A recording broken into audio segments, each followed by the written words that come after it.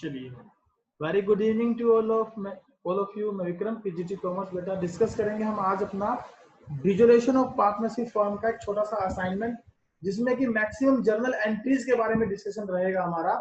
Realisation account से related, partner loan account से related, partners capital account से related, और साथ ही साथ अगर मान लीजिए किसी प्रकार की कोई लायबिलिटी के द्वारा कोई एसेट्स ले ली जाती है तो उस केस में क्या एंट्री पास करेंगे, या कोई पार्टनर लोन पार्टनर लायबिलिटी जो है ना एसेट्स ले लेता है तो उस केस में क्या एंट्री करेंगे, या कोई पार्टनर लायबिलिटी ले ले, पार्टनर एसेट ले ले तो क्या एंट्री करेंगे। आइए स्टार्ट करते हैं पहले क्वेश्चन से। हमारा पहला क्वेश्चन है, एक्स एंड वाई दो पार्टनर हैं, they decided to dissolve their firm. उन्होंने अपनी फर्म को डिसॉल्व करने के लिए निर्णय लिया। Pass necessary journal entries assuming that various assets and external liabilities have been transferred to realisation account. बेटा जब ये लाइन लिखी हो तो इस लाइन का सीधा सीधा मतलब आप समझें, इसमें हमने ए और बी पार्ट, ये दोनों पार्ट सोल्व करके रखे हैं पहले से ही। ए का मतलब हमारा था एसेट्स ट्रांसफर, बी का मतलब हमारा था बोरोइंग्स ट्रांसफर। तो बैलेंस शीट में से एसेट्स और बोरोइंग्स हमने ट्रांसफर कर दी हैं। अब हमें पहली दो एंट्रीज नहीं करनी। अब जितने भी पॉइंट्स दिए हैं उनके अकॉर्डिंग हम एंट्री पास करके चलेंगे। तो पहला पॉइंट देखिए इसमें क्या दिया है, A's loan was appearing on the liability side of balance sheet. अब ए का लोन कौन सा लोन है जिसके लिए अलग से अकाउंट बनेगा, 40,000 रुपए का। He accepted an unrecorded asset of ₹60,000 in full settlement of his account. उसने एक एसेट ले ली बेटा फुल सेटलमेंट में। अब ध्यान दे मेरी बात पर, पार्टनर यदि कोई पार्टनर ने लोन दे रखा है और वो कोई बदले में एसेट ले ले, और वो एसेट भी किस में ले ले, फुल सेटलमेंट में ले ले, तो ध्यान रखिएगा partner loan debit to realisation के अलावा कोई एंट्री पास नहीं करनी। Partner loan debit to realisation account, और अमाउंट पार्टनर के लोन की रहेगी जो पार्टनर का लोन अकाउंट है। तो इस कंडीशन में मैं क्या एंट्री पास कर दूंगा, पहले की A's loan account debit to realisation account. बताइए क्या आपको ये बात समझ में आई या नहीं आई? आ गई सर। आ गई। मेरी आवाज क्लियर आ रही है आप लोगों तक? Yes sir. ठीक है। Yes sir. Account debit to realisation, और अमाउंट कितनी लिख दूंगा मैं, 40,000। मुझे इस बात का ध्यान नहीं करना है कि मेरी एसेट कितने रुपए की थी बेटा, फुल सेटलमेंट में। यानी कि आप बाजार में गए और 60,000 रुपए की एक संपत्ति लेकर आए और बदले में कहा कि मैं 40,000 ही दूंगा, तो वो 40,000 ही रख लेगा, आपसे 20,000 की कोई बात नहीं करेगा। तो इसी तरीके से पार्टनर के लोन की जब पेमेंट कर दी हमने फुल सेटलमेंट में एसेट देते हुए, तो हम क्या एंट्री पास कर रहे हैं, A's loan account debit to realisation account. बोलिए समझ में आ गई? Yes sir. चलिए दूसरे पॉइंट पर चलते हैं। रमन क्या है, एक क्रेडिटर है बेटा। क्रेडिटर कौन होते हैं हमारे, एसेट्स की लायबिलिटीज, लायबिलिटी जिनसे जिनको हमें पैसा देना है, जो हमसे पैसा लेंगे। टू होम ₹25,000, 25,000 का एक क्रेडिटर है रमन, जिसको कि हमें पैसा पेड करना है, due to be paid. Accepted an unrecorded computer. Raman एक लायबिलिटी है और एक लायबिलिटी ने एक कंप्यूटर जो कि एक एसेट होती है, एसेट ले ली। एक लायबिलिटी ने एक एसेट ले ली। अभी तक तो बात है इतनी। अब आगे पढ़ेंगे कि किसमें ली है। Of ₹18,000 at discount of 10%, 10% discount पर ले ली। तो 18,000 की चीज 10% डिस्काउंट पर अगर कोई लेगा तो कितने रुपए में ले लेगा, बताओ जरा मुझे। 1800 लेस कर दूं 18,000 में से, 16,200 रुपए में लेगा। ठीक है। And balance was paid in cash. बाकी का जो पैसा उसका बच गया क्रेडिटर का, वो हम नगद दे देंगे। तो आप देखिए यहाँ लिखे, हमें देने कितने हैं क्रेडिटर को, 25,000 रुपए देने हैं बेटा। कितने रुपए देने हैं, 25,000 रुपए देने हैं। ठीक है, 25,000 रुपए जो देने हैं, उसके बदले में वो ले क्या रहा है हमसे, उसके बदले में क्या ले रहा है वो हमसे बताओ। Unrecorded asset. Unrecorded asset. Unrecorded asset कितने रुपए की ले रहा है वो हमसे? 16,200। 16,000 के 10% इसके डिस्काउंट। मतलब 16,200 रुपए, 16,200 रुपए जो है वो तो हम क्या कर दें यहाँ पर, माइनस कर दें इसके। भाई इतने रुपए की तो मैंने आपको Yes. एसेट दे दी, तो इसका तो कोई लेना देना नहीं रहा। बचे कितने? 8,800 रुपए। 800। कितने बचे? 8,800 रुपए। और ये हम उसको क्या कर रहे हैं, नगद में पेड कर रहे हैं बेटा। तो नगद में पेड करेंगे तो क्या जर्नल एंट्री करूंगा बताओ? लायबिलिटीज की पेमेंट कर दी। तो जब भी आपको लायबिलिटीज की पेमेंट करनी हो तो रियलाइजेशन अकाउंट को ध्यान में लेकर आओ, उसके ए से लेके जी एच तक के कॉलम को ध्यान करो और देखो कौन से कॉलम में हम लायबिलिटीज की पेमेंट करते हैं। तो बताओ कौन से कॉलम में पेमेंट करते हैं लायबिलिटीज की रियलाइजेशन अकाउंट के अंदर? सी में सर, सी कॉलम में क्या लिखते हैं वहां पर? टू बैंक या टू कैश। अब उसको नगद दे रहा हूं तो लिख दो टू कैश और अमाउंट पेड कर दो। तो क्या एंट्री हो जाएगी? Realisation account debit to cash account. क्या एंट्री कर दूंगा? Realisation account debit to cash account. कितने रुपए से कर दूं बताओ जरा? 8,800। 8,800 रुपए से ये एंट्री कितने रुपए से हो जाएगी मेरी? क्या ये बात समझ में आ गई कि नहीं आ गई बताओ जरा? यस सर, आ गई। चलिए आ गई। थर्ड पॉइंट पर चलते हैं। Sudhir an unrecorded creditor of ₹40,000 accepted an unrecorded vehicle. Sudhir एक क्रेडिटर था बेटा, लाइबिलिटी थी 40,000 रुपए की और उसने अनरिकॉर्डेड व्हीकल ले लिया 20,000 रुपए का। कितने रुपए में? एट 25,000 रुपए में। 25,000 रुपए में ले लिया, 25,000 रुपए में ले लिया। तो इसका मतलब क्या हुआ कि हमने 40,000 में से 25,000 की तो उसको क्या दे दिया? व्हीकल दे दिया। तो 40 माइनस में 25 कर देंगे बेटा। 40 माइनस में 25 करेंगे तो बच्चे कितने मेरे पास? 15,000 सर। 15,000। इसमें से 25 अगर आप माइनस कर दोगे तो मेरे पास बच जाएंगे 15,000 रुपए। 15,000 रुपए। तो इस 15,000 का क्या करें बताओ जरा? क्या कह रहा है 15,000 के बारे में एक क्वेश्चन में आगे? कैश पेड कर दिया। नगद दे दो। तो बताओ क्या क्या एंट्री पास करेंगे? Realisation account debit. Realisation account debit to cash account. Realisation account debit to cash account. Cash account. बोलिए ये एंट्री आपको समझ में आ गई या नहीं आई? यस सर, आ गई। चलिए पॉइंट नंबर 4 पर चलिए। There was a contingent liability बेटा। कंटीजेंट लायबिलिटी वो लायबिलिटी होती है जो अभी हमारी लायबिलिटी नहीं है, in respect of full respect of bill discounted but not matured. अब ऐसी लायबिलिटी जो मैच्योर्ड ही नहीं हुई, जिसकी मुझे पेमेंट ही नहीं करनी, तो उसके लिए मुझे क्या जर्नल एंट्री पास करनी चाहिए बताओ जरा?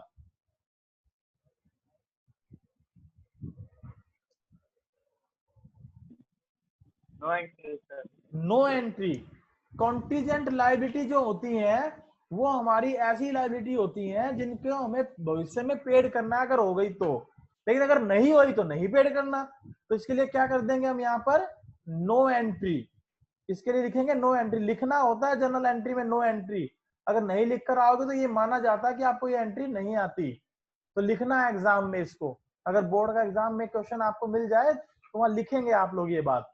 नेक्स्ट देखिए, फर्नीचर ₹20,000 एंड गुडविल ₹30,000, दोनों मिलाकर हो गए 50,000 के, जो कि बैलेंस शीट में अपीयर्ड थे।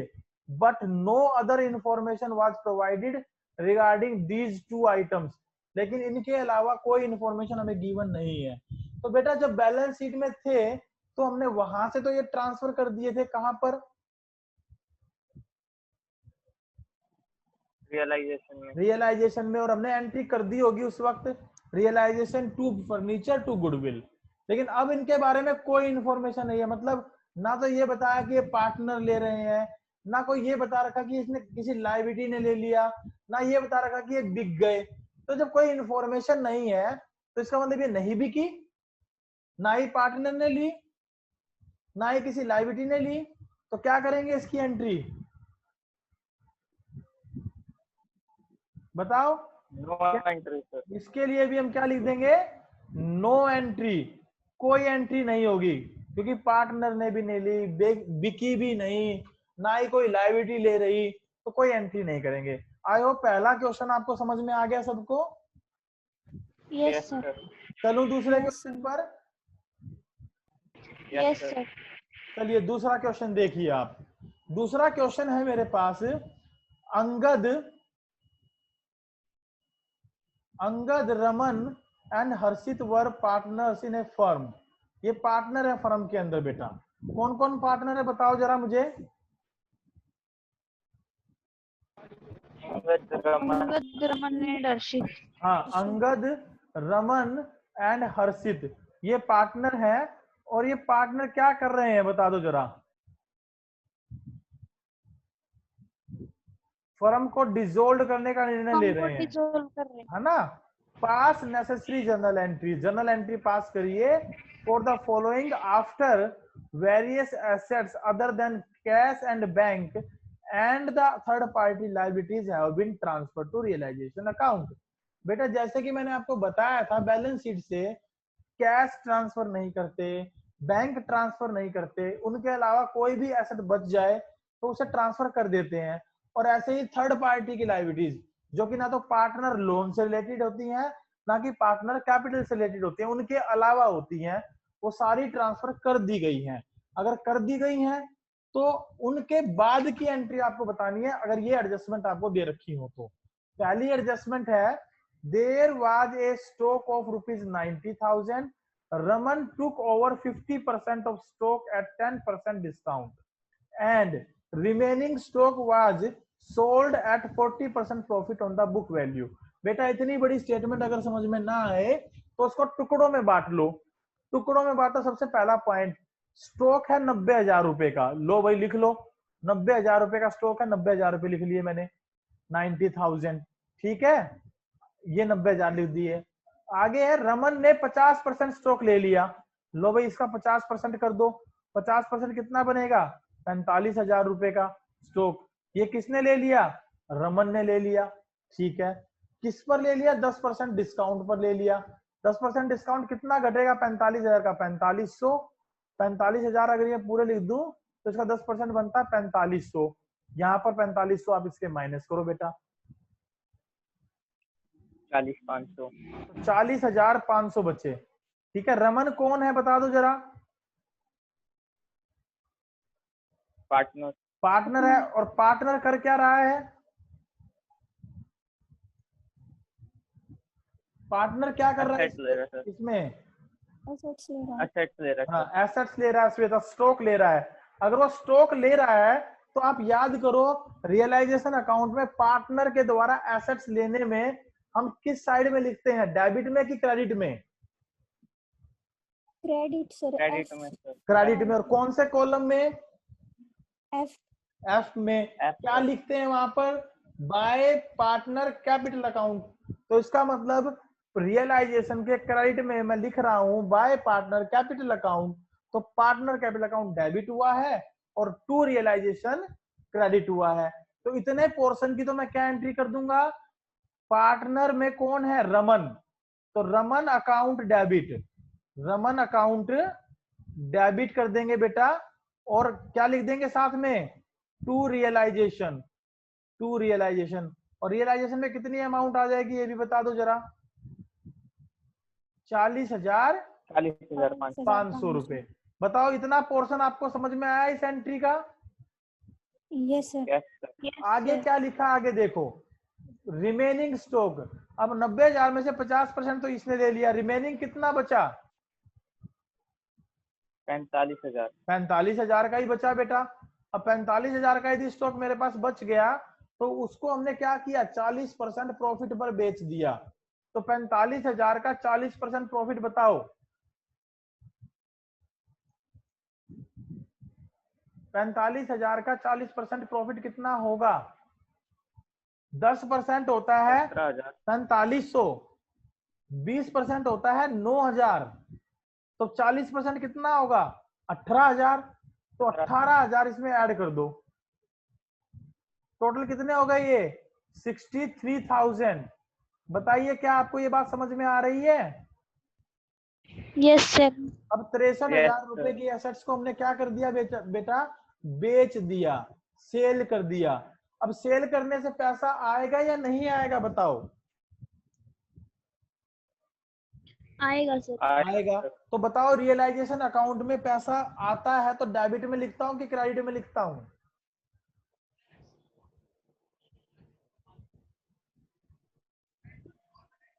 जल्दी आंसर दे। डी में।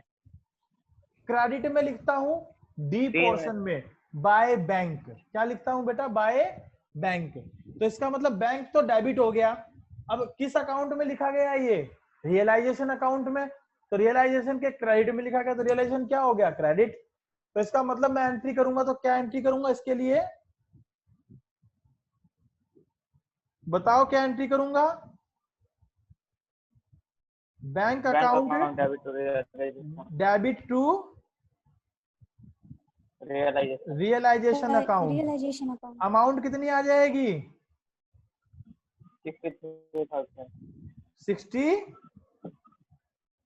63,000। बताइए क्या दूसरी एंट्री इसकी समझ में आ गई आपको? Yes sir. Second Yes, portion पर चलें। Profit and loss account was showing A debit balance of ₹15,000। Profit and loss पहले तो बताओ होता क्या है?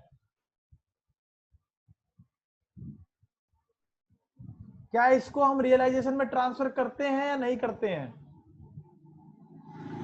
नहीं करते। नहीं करते। तो नहीं कहाँ करते, करते सर। हैं ट्रांसफर इसको? प्रॉफिट एंड लॉस अकाउंट में सर। कहाँ करते हैं ट्रांसफर इसको? पार्टनर्स एंड कैपिटल अकाउंट में। पार्टनर्स के कैपिटल अकाउंट में। अब देखना ये है कि ये प्रॉफिट है कि ये लॉस है। अगर तो ये प्रॉफिट है तो इसकी एंट्री करेंगे profit and loss account debit to partner capital account. इसमें नाम आ जाएगा अंगद, रमन और हर्षित। और अगर ये लॉस है, तो हम एंट्री कर देंगे अंगद, रमन और Harshit capital account debit to profit and loss. अब ये किससे पता लगेगा कि ये प्रॉफिट है कि लॉस है? अगर तो इसका बैलेंस क्रेडिट गिवन है तो ये प्रॉफिट है, अगर इसका बैलेंस डेबिट गिवन है तो ये लॉस है। तो डेबिट बैलेंस दिखा रखा है बेटा इसका, तो ये क्या है? लॉस है। अब लॉस को बांटने की एंट्री क्या करेंगे बता दो जरा? Partners capital account debit. Partner में कौन कौन है? अंगद है, Angad capital account debit. Raman है तो रमन कैपिटल अकाउंट डेबिट। और कौन है? हर्षित। तो हर्षित कैपिटल अकाउंट डेबिट। बताइए क्या ये बात समझ में आ गई? ये तीनों तो डेबिट हो जाएंगे। और क्रेडिट में क्या लिख देंगे? To profit and loss account. आप ध्यान रखें कि ऐसी कोई एंट्री में रियलाइजेशन में नहीं करता। अगर रियलाइजेशन में कोई लॉस या प्रॉफिट होते हैं तो वो रियलाइजेशन के नाम से पास होते हैं, है ना? तो ये एंट्री समझ में आ गई आपको? आ गई। चलिए नेक्स्ट पॉइंट पर देखिए। ए machinery which was not recorded in the books was sold for ₹2,000।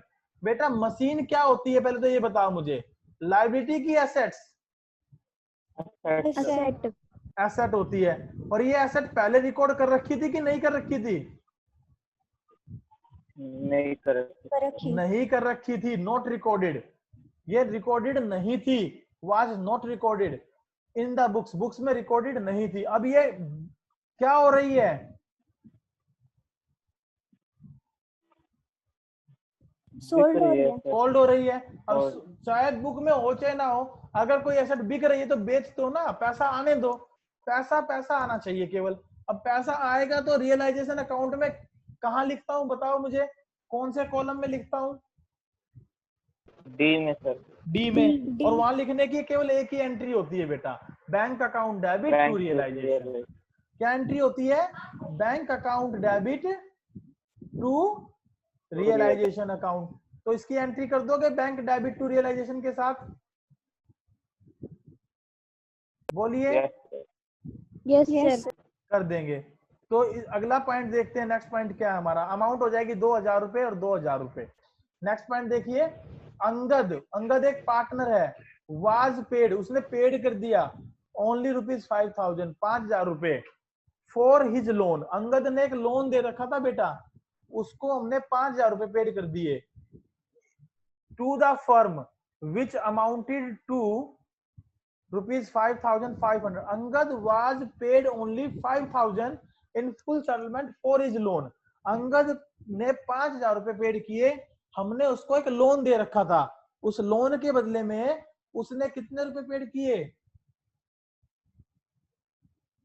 दोबारा से इसको पढ़ते हैं। Angad was paid only ₹5000 in full settlement for his loan to the firm, यानी कि उसने फर्म को लोन दे रखा था, 5000 रुपए उसके बदले में दिए हैं। लोन कितने रुपए का दे रखा था? 5500 का। मैंने थोड़ा पढ़ने में गलती कर दी थी, दोबारा से पढ़ रहा हूं। अंगद ने फर्म को एक लोन दे रखा था बेटा, ठीक है, कितने रुपए का लोन दे रखा था? 5500 रुपए का, और बदले में हमने उसको कितने रुपए दे दिए? 5000, वो भी फुल सेटलमेंट में। तो मैंने आपको बताया था कि जब भी पार्टनर के लोन की पेमेंट की बात आए तो पहले तो पार्टनर के लोन को ही डेबिट कर दो। तो यहाँ किसको डेबिट कर दूंगा मैं? अंगद के लोन अकाउंट को। बताओ क्या अंगद का लोन अकाउंट में डेबिट कर दूं? Yes sir. Yes sir. कितने रुपए से कर दूं? 5000। 5500 रुपए से, 5500 से। अब इसको मैंने नगद कितने दिए ये भी बता दो। 5000 सर। 5000। 5000 नगद दे दो। अब बाकी का जो पैसा है वो कहाँ गया? प्रॉफिट सर, रियलाइजेशन वो में। प्रॉफिट हो गया हमें, और वो प्रॉफिट हम रियलाइजेशन अकाउंट में ट्रांसफर करते हैं बेटा, तो टू रियलाइजेशन अकाउंट। 5500 में से 5000 मिल गए, तो 500 रुपए का हमें क्या हो गया? प्रॉफिट। तो हमने रियलाइजेशन अकाउंट में लिख देना है वो। बताओ क्या ये एंट्री आपको समझ में आ गई कि नहीं आई? आ गई। चलिए नेक्स्ट पॉइंट पर चलते हैं। Realisation expenses amounting to ₹5000 paid by Harshit.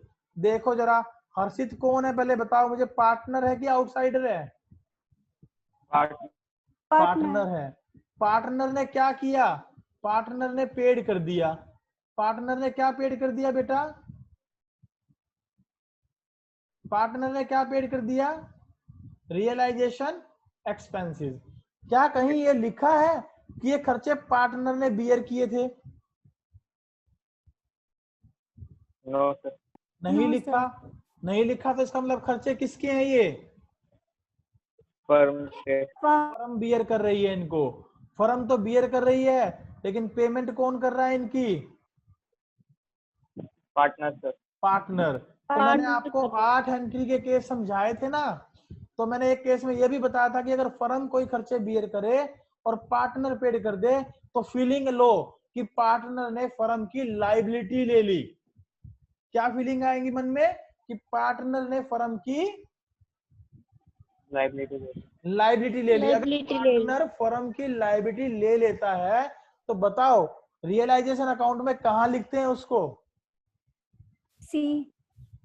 Partner ने फर्म की लाइबिलिटी ले ली तो कौन से कॉलम में लिखेंगे उसको? ई में। ई में सर, ई में श्वेता, ई में, सी में नहीं बेटा। सी में तो पेमेंट करने वाली बात आती है जब फर्म पेड करती है, या तो पार्टनर पेड कर रहा है, और पार्टनर पेड करेगा तो इसका मतलब पार्टनर ने फर्म की लायबिलिटी ले ली। और किस पार्ट में लिखेंगे? ई पार्ट में। ई मतलब external liabilities taken by partner. तो ई पार्ट में अगर वो लेगा तो लिखते हैं टू पार्टनर कैपिटल अकाउंट, और ऊपर कौन से अकाउंट में लिखा है हमने? रियलाइजेशन अकाउंट में। तो क्या एंट्री हुई होगी? Realisation account debit to partner capital account. तो हम एंट्री क्या कर देंगे? रियलाइजेशन अकाउंट को डेबिट कर देंगे बेटा, और टू हर्षिता अकाउंट को क्रेडिट कर देंगे, और अमाउंट कितनी आ जाएगी? 5000 5000। बताओ ये एंट्री आपको समझ में आई कि नहीं आई? आ गई। आ गई। चलिए 6th पॉइंट और देखते हैं इसका क्या है। 6th पॉइंट पर चलते हैं। There were 100 shares of ₹10 each in DCM Limited. DCM Limited में 100 शेयर्स थे बेटा मेरे पास 10 रुपए वाले, तो ये शेयर कितने रुपए के हो गए? 1000 रुपए के। ठीक है, ये शेयर कितने के हो गए? 1000 रुपए के, ध्यान रखना। Acquired at a cost of rupees 1200, 1200 रुपए में हमने खरीदे थे बेटा। कितने में खरीदे थे हमने ये? 1200 रुपए में खरीदे थे तो 1000 के, लेकिन खरीदे कितने में थे ये? 1200 रुपए में। अब क्या कर दिया इनको?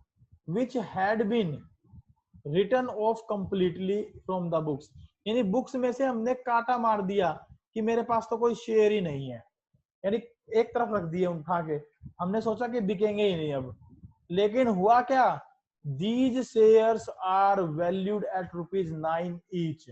इन शेयर की वैल्यूएशन की गई 100 शेयर की कितने रुपए के हिसाब से? 9 रुपए के हिसाब से।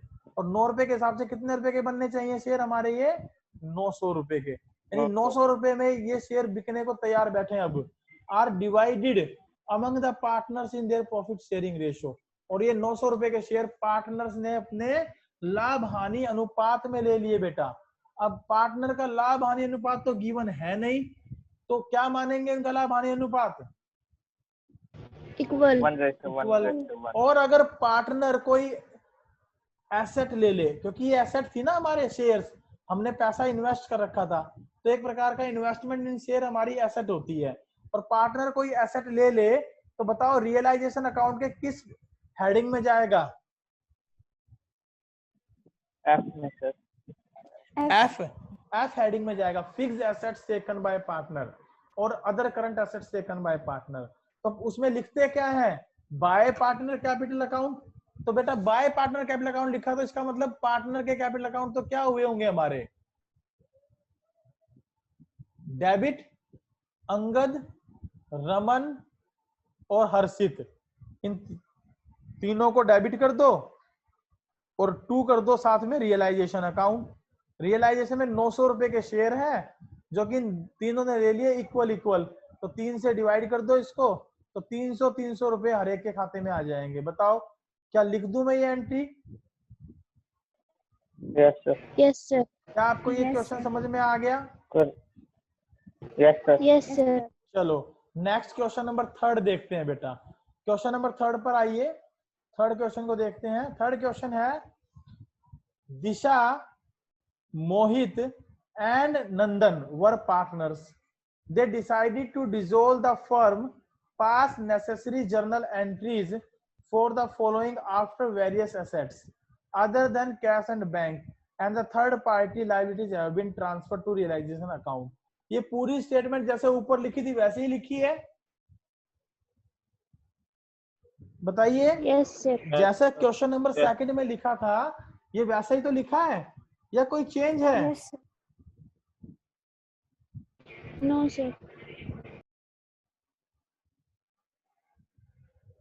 कोई चेंज नहीं है ना?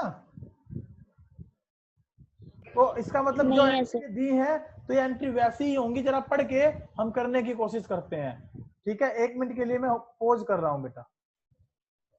तो क्वेश्चन नंबर 3 सेम है, तो पहला पॉइंट देखें इसका। An old typewriter which was not recorded in the books. सबसे पहले डिसाइड करें टाइपराइटर क्या है, लाइबिलिटीज की एसेट्स? Assets. क्या है? एसेट्स, बिल्कुल सही। और एसेट्स क्या है, रिकॉर्डेड है कि नॉट रिकॉर्डेड है? अनरिकॉर्डेड। अनरिकॉर्डेड है, नॉट रिकॉर्डेड है, बिल्कुल। और ये बेच दी गई 2000 रुपए में, है ना, जबकि इट्स एक्सपेक्टेड वैल्यू वाज ₹5000। बेटा एक्सपेक्टेड से क्या करना? एक्सपेक्टेशन तो मेरी ये है कि आप सारे 100 में से 100 लोगे, लेकिन क्या सारे 100 में से 100 ले लोगे? ये तो मेरी एक्सपेक्टेशंस है। अगर आप ले लेते हो तो बहुत अच्छी बात है, अगर नहीं लेते हो तो 2000 रुपए में बिक जाएंगी, ठीक है ना एसेट्स? अगर नहीं लोगे तो 90, 95, 96 के करीब रह जाओगे, 100 में से 100 नहीं लोगे तो 2000 में बिक गई 5000 की चीज, तो जितने में बिक गई उतना ही पैसा आएगा तो पैसा बैंक अकाउंट डेबिट रूल लगाएंगे, तो बैंक अकाउंट डेबिट टू बताओ जरा किस अकाउंट में आएगा पैसा? रियलाइजेशन अकाउंट में। तो रियलाइजेशन अकाउंट में पैसा आएगा तो हमने एंट्री कर दी bank account debit to realisation account. ठीक है, ठीक है सर। ठीक है। तो चलिए नेक्स्ट पॉइंट देखते हैं। नेक्स्ट है stock ₹70,000 was taken by Disha at discount of 30%। अब तो मेरे हिसाब से स्टॉक जो है वो एसेट है, दिशा जो है वो पार्टनर है। पार्टनर एसेट टेकन कर रही है, ले रही है, और डिस्काउंट पर ले रही है, तो डिस्काउंट काट दो इसमें से। तो कितने कट जाएगा? 70,000 माइनस में 21,000, 30%, तो बचा कितना? 49,000। अब 49,000 में यदि दिशा स्टॉक ले रही है तो स्टॉक एसेट होती है, आपको पता है। रियलाइजेशन अकाउंट में कौन से कॉलम में लिखते हैं? F. एफ कॉलम में। तो क्या एंट्री कर दोगे? जल्दी जल्दी बता दो मुझे इसकी। Disha capital to realisation account. Disha's capital account debit to realisation account. Very very good. तो Disha's realisation account to realisation, Disha's capital account debit to realisation account के नाम से आप ये एंट्री पास कर दे। अमाउंट आ जाएगी 49,000 और 49,000। बताइए बात समझ में आ गई? चलें आगे। Yes sir. चलिए थर्ड पॉइंट देखें। थर्ड पॉइंट है total creditors of the firm were ₹20,000। एक creditor for ₹2,000 was untraceable. Firm के टोटल क्रेडिटर थे 20,000 रुपए बेटा, यानी आपको किसी व्यक्ति के 20,000 रुपए देने हैं। एक बात, उनमें से 2,000 का व्यक्ति आपने खूब ढूंढा, उसकी पुलिस में भी कंप्लेन कराई, फिर भी नहीं मिला। बहुत जगह ढूंढने की कोशिश की, भाई वो मिल जाए और 2,000 रुपए उसको दे दो आप, लेकिन वो नहीं मिला। नहीं मिला तो आपको 2,000 देने पड़ेंगे। अब नो सर। नहीं देने पड़ेंगे। अगर नहीं देने पड़ेंगे तो माइनस कर दो। कितने बच गए? 18,000। 18,000 बच गए। अब 18,000 रुपए देने हैं उसको, लेकिन 18,000 भी कैसे दिए मैंने? Accepted payment allowing 10% discount, 10% discount काट कर। तो 10% डिस्काउंट माइनस करो इसका, 16,200। तो 16,200 रुपए अब मुझे उसको देने पड़ेंगे। 16,200। 16,200 को देने की एंट्री बताओ क्या करूंगा? लायबिलिटीज की पेमेंट कैसे की जाती है बताओ जल्दी जल्दी। Realisation account debit to cash. Realisation account debit to cash या realisation account debit to bank. ठीक है, सबको बात समझ में आ गई? Yes. थोड़ा रिप्लाई कर दो ऊंची आवाज में, पता लग जाए। Yes sir. यस। ठीक है। फोर्थ पॉइंट देखें, मोहित पेड रियलाइजेशन एक्सपेंसेस। गले में घंटी बंधी है मोहित के, उसने पेड कर दिए रियलाइजेशन एक्सपेंसेस। अब देखना ये है कि वो बियर करेगा कि नहीं करेगा। ₹18,000 out of his private fund. Oh my God, private fund में से दे दिए, इसका मतलब वो बियर भी कर रहा था। और अगर वो कम खर्चे बियर कर रहा था और प्राइवेट फंड में से पेड कर देगा तो 18,000 की हम क्या करेंगे बेटा? क्या जर्नल एंट्री होगी बता दो जल्दी जल्दी, बताओ क्या एंट्री करेंगे?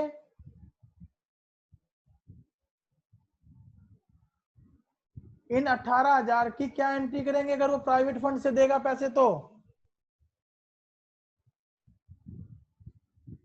बेटा थोड़ा जल्दी रिप्लाई करोगे तो मैं क्वेश्चन को करवा पाऊंगा।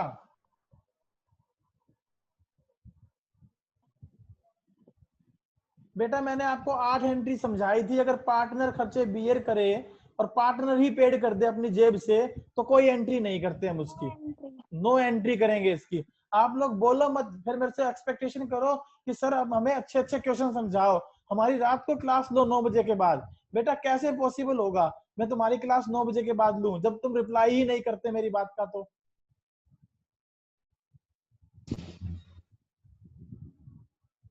तो partner sorry sir. Private fund से पैसा पेड कर देता है तो उसकी कोई एंट्री पास नहीं की जाती। नेक्स्ट है who was to get remuneration of ₹13,000 for completing the dissolution process। ये पॉइंट अलग है बेटा, उसने डिजोल्यूशन प्रोसेस कंप्लीट किया और उसके बदले में मैंने उसको 13,000 रुपए दिए। ये पॉइंट अलग है। मैंने आपको 8 एंट्री में 7वां और 8वां पॉइंट यही बताया था। अगर कोई पार्टनर अपॉइंट किया गया हो डिजोल्यूशन प्रोसेस के लिए और उसको मैं रेम्यूनरेशन या कमीशन या कुछ पेड करता हूं, तो उसकी मैं एंट्री करता हूं realisation account debit to partners capital account. तो यहाँ एंट्री क्या हो जाएगी इसकी, realisation account debit to Mohit capital account 13,000 and was responsible to bear all the realisation expenses. वो एंट्री आपके ऊपर देख ही चुके हैं, उसने खर्चे खुद बियर किए थे और पेड भी वो खुद कर रहा है, तो उसकी कोई एंट्री करेंगे नहीं।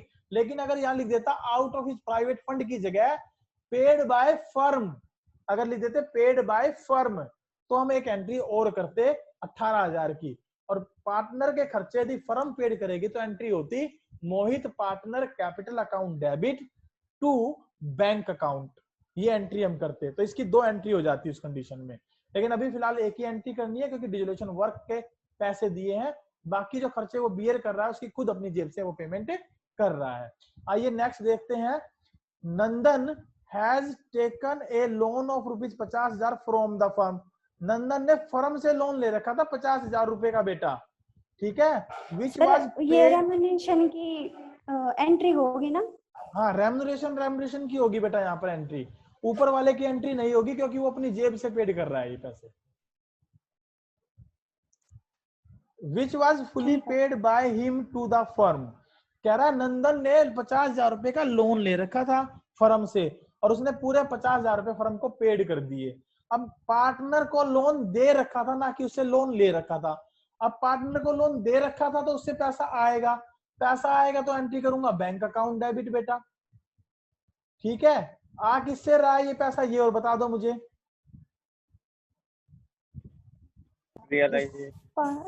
रियलाइजेशन से क्यों आएगा बेटा, मोहित ने लोन ले रखा था, लोन अकाउंट तो ट्रांसफर ही नहीं करते लग से हम, तो लोन की एंट्री होगी bank account debit to Nandan loan account, bank account debit to Nandan loan account के नाम से एंट्री होगी 50,000। आइए आखिरी और देख लेते हैं, उसके बाद क्लास खत्म हो जाएगी। ₹12,000 was recovered from debtor which was written off as bad debts last year. तो ऐसी एंट्री आप खुद से पास कर लेंगे, आई होप सो। क्या एंट्री होगी, पैसा आया बैंक अकाउंट डेबिट रियलाइजेशन, क्या एंट्री कर देंगे इसकी, bank account debit to realisation.